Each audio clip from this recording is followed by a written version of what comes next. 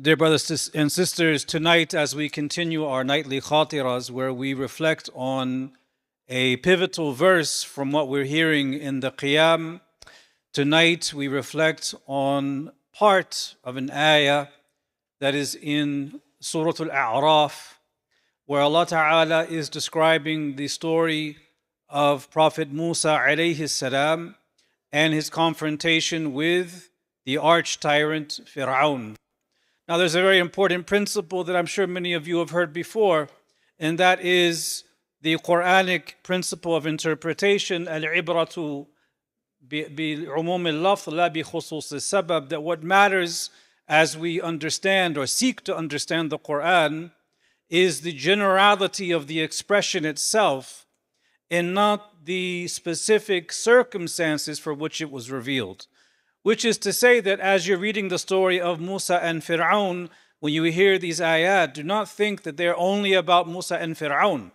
There are moral lessons that apply to each and every one of us. And in one of those ayat, Allah Ta'ala says, سَأَصْرِفُ عَنْ آيَاتِ الَّذِينَ يَتَكَبَّرُونَ فِي الْأَرْضِ بِغَيْرِ الْحَقِّ. He says, I shall avert from my signs those who act arrogantly in the earth without right. This averting from the signs means being turned away from them. And the ulama of tafsir mentioned a couple of different views about what that entails. Some of them say that this is talking about people will be averted, meaning prevented from accepting the ayat of Allah in existence, in creation, or the ayat of the Quran, or the ayat in any revelation prior to us. Those who act arrogantly, one of the punishments of their arrogance is that it causes them to be diverted, or the signs are averted from them. Another interpretation is that it means that those who act arrogantly without right, their hearts will be sealed and unable to benefit from the guidance of Allah Ta'ala's revelations. This means that the one who behaves arrogantly, one of the punishments of this person is that they will not be able to understand the Quran properly. Now, one of the great ironies of arrogance is that if a person thinks, I'm not arrogant, I'm not proud, in fact, I'm quite humble, in fact, I'm the humblest person I know, There's no one humbler than I am. The irony is that if you deny arrogance from yourself, that itself is a cause for warning. Because a person who is truly humble never feels that it's not possible that they could feel feelings of pride and arrogance. Now, what does that mean? What does it mean to be arrogant? In the famous hadith, the Prophet ﷺ said that no one who has a mustard seed's worth of pride in his heart will enter Jannah. And this worried the Sahaba. And so one of them said, Ya Rasulullah, a man likes to have nice clothes and nice shoes. He likes to look presentable, thinking that that may be a sign of arrogance, to want to look nice. And what did the Prophet ﷺ say? He said, Inna Allaha jamilun yuhibbul jamal. Allah is beautiful and He loves beauty.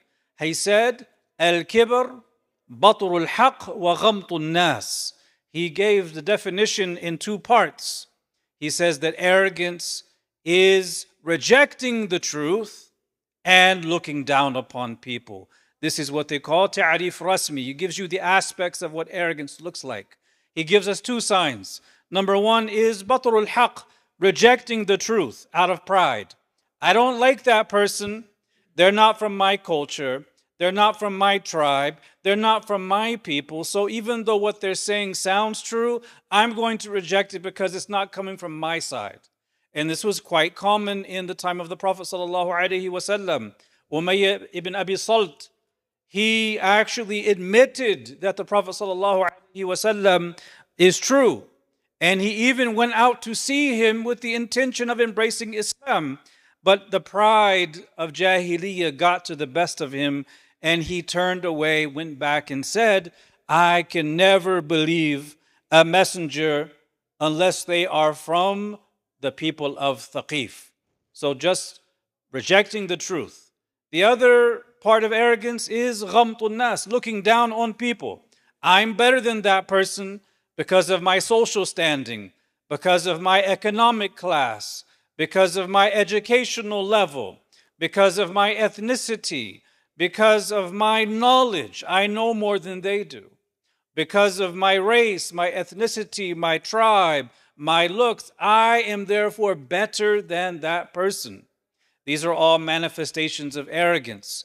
And one of the worst forms of arrogance is the arrogance where a person says, either in their heart or even verbalizing it, where they believe they are better than other people because they say to themselves, I am more religious than that person.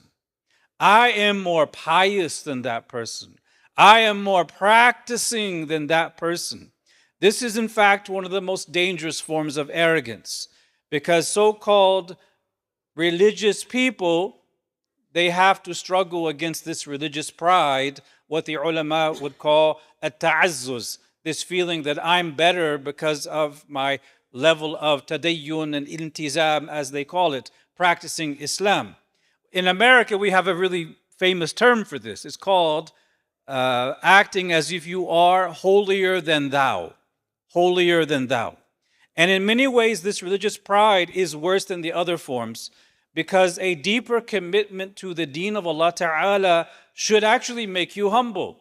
Where religion becomes a tool for self-pride, that not only ruins the person who has it, but it also poisons the environment where people look at religious people, quote unquote religious people, as being arrogant.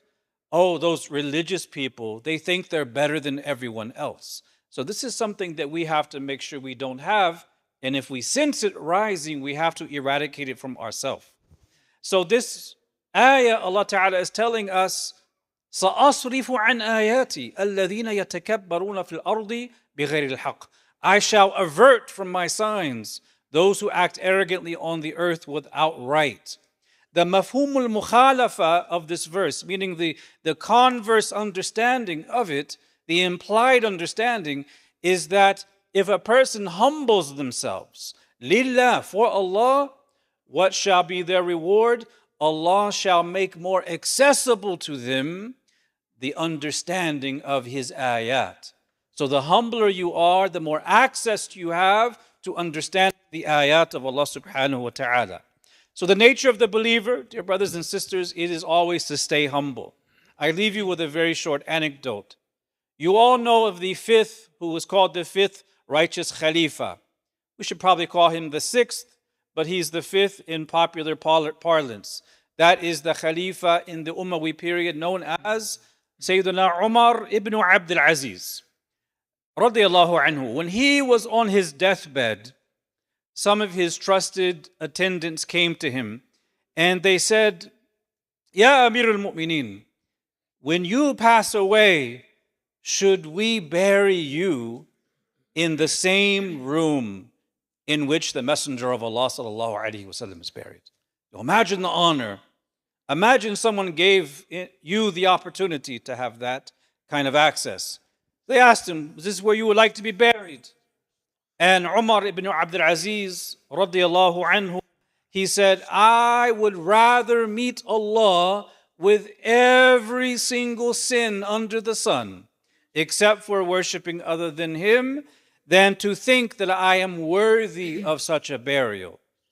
He was worried of feeling, oh yeah, I'm entitled to that, because that's how good I am, allowing that spiritual pride to creep in. May Allah Ta'ala keep that from us and make us of the mutawadi'een, the people of humility, and remove all forms of arrogance and pride and holier than thou attitudes within our ranks. Ameen walhamdulillahi rabbil alameen.